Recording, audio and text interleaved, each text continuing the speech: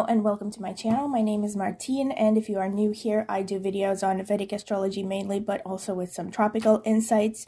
And I focus on both relationship and natal astrology. And if you like this video and you would like to see more content from me, don't forget to like the video, subscribe to my channel. Also consider clicking the notifications bell if you want to see when I will post a new video. Also, if you are interested in a private reading, I do readings in astrology on a variety of topics ranging from relationship readings to career to transits for 2-3 years, or solar return charts or predictions for 1 year, etc. You are free to email me at the email address that I will leave in the video description, and I can send you a pricing list and reading options and any other details that you might require. Also, I want to mention that I have started membership options on this channel, and the short of it, just to give you the short perks that you will get if you choose to join the membership section, you will get 1 extra video per month for each membership stage or tier. So for the first tier, you will get 1 extra video per month. For the second tier, you will get 2 extra videos per month, so you will have access to level 1 and level 2 videos. And for level 3 or third tier, you will get 3 extra videos per month. The level 1 and level 3 videos are going to be on a variety of topics, so basically anything related to astrology, but it will be content that is not shown on my regular my regular usual videos, right? So this is members only exclusive content, and it can range from, tips and tricks on how to read a horoscope to, I haven't done this yet, but I plan on doing maybe members only astrological synastry for famous couples, for instance, or the analysis of famous people's horoscopes, but then I can also get into divisional charts, etc., etc. So all kinds of things. The level 1 or second tier of membership options is especially related to synastry astrology topics, meaning relationship-oriented astrology. So this could be things like how to discover which kind of partner archetype is right for you according to your horoscope, or it could be, again, different characteristics, whether you're going to have a good marriage according to your horoscope or a less than stellar marriage. But you can find more concrete examples in the lists that you will find in the video description, because I have added the playlists where you can already see all the videos that I have posted in each members section. So yeah, you can see what videos you will have access to from the ones that I have already done. But I will continue to post, like I said, 1 extra video per month for each level of membership. And in addition to that, in the members only section, you will have access to members only polls, and you will also have priority when it comes to getting your comments replied to on my channel.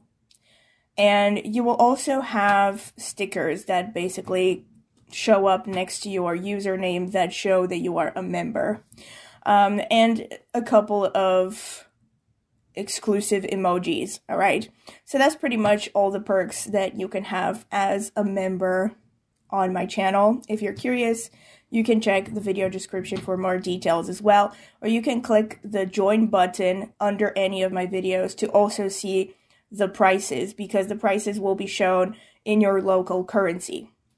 All right, in addition to the members only section, I also have a tarot channel, and I post there semi-regularly, and I will be linking the tarot channel in the video description as well as in the pinned comment. It's called Martine's Tarot. So if you are curious about tarot, if you're into it, maybe check out my channel, maybe subscribe. I would greatly appreciate it. Thank you very much for listening to this intro. And now I'm going to get straight into today's topic. So today's topic is going to be a short one. I just wanted to talk about this configuration that could potentially show if a person is more commitment-minded when it comes to relationships than average, let's say. However, I will issue this disclaimer as usual.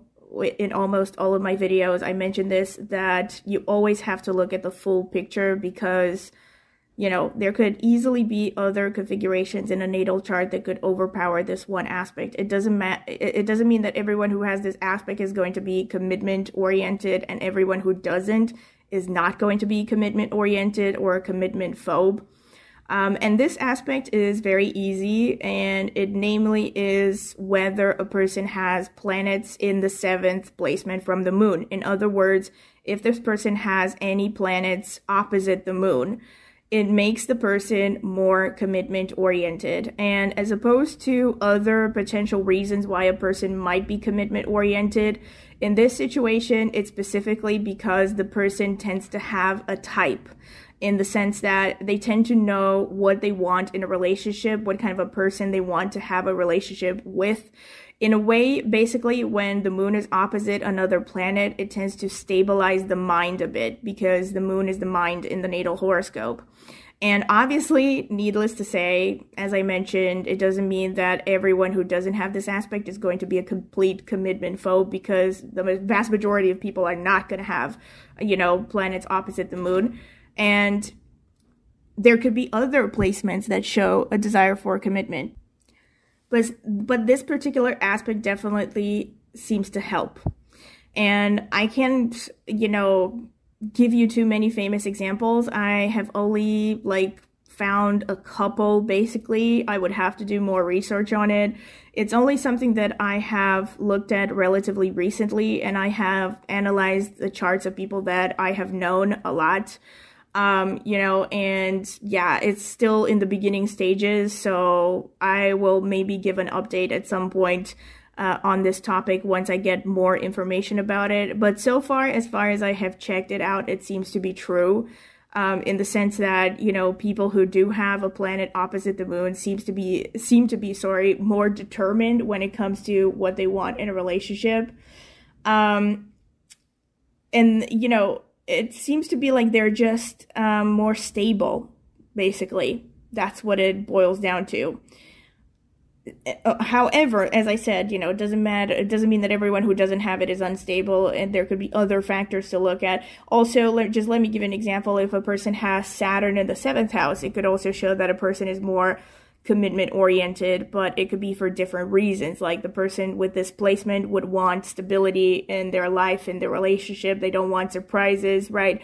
If a person, let's say, has a lot of fixed energy in their natal chart, especially surrounding the partner dispositors, like Venus in a man's chart, Jupiter in a woman's chart, the ruler of the 7th house itself, and implicitly the ascendant, right? If a lot of these things fall in fixed signs, which are Taurus, Leo, Scorpio, Aquarius, this person is just not going to like change, right? So they're going to be automatically more commitment oriented, quote unquote, than a person who doesn't have a lot of fixed placements. But it won't be for the same reason. It won't be necessarily because they're set in their ways when it comes to the type of person they want to be with, but rather because they just don't like change a lot, you know?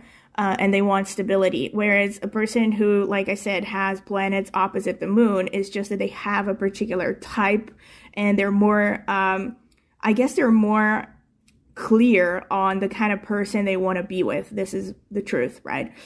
This is the general point about this configuration. So I would be really curious to see what you have to say about this. Like, maybe try to analyze the horoscopes of people you know. Maybe if you yourself have, you know, planets opposite the moon. And again, with this rule, I wouldn't know what to say about Rahu and Ketu being opposite the moon. I would say that it doesn't really count with Rahu and Ketu. But again, I would have to do more research on this. Yeah, but it would be interesting to see, especially in a horoscope where maybe there are a lot of indicators that would point to the opposite direction, meaning, let's say, indicators that this person would be non-committal, but somehow they are committal.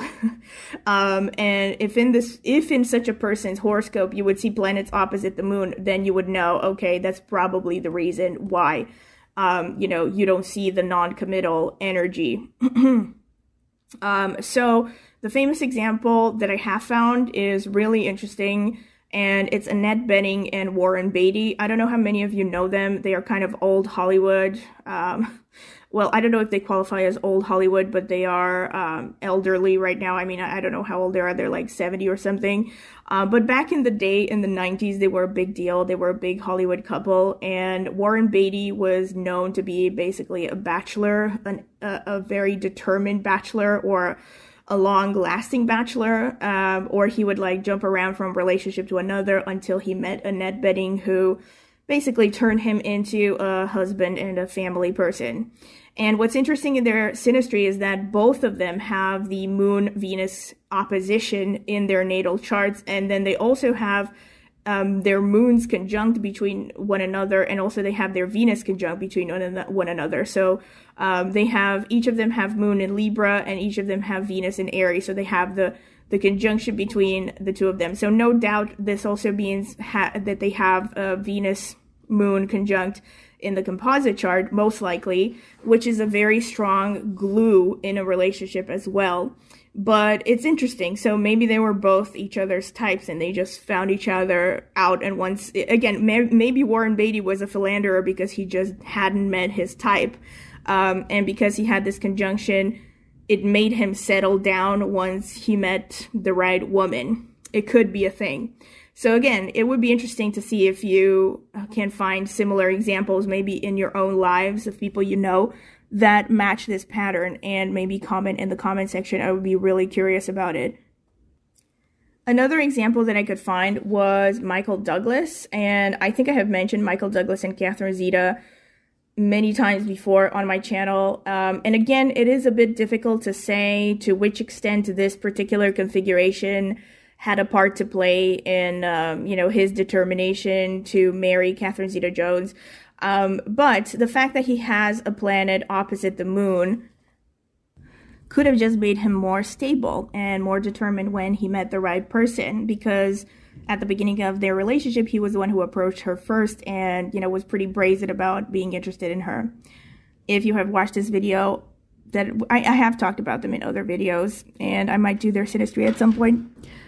So yeah, that's about what I wanted to say, and I would be curious to hear what you think about this aspect, or if you know people that, you know, match this description, or if you are one of these people who match this description. Pardon the wind. Yeah, it happens.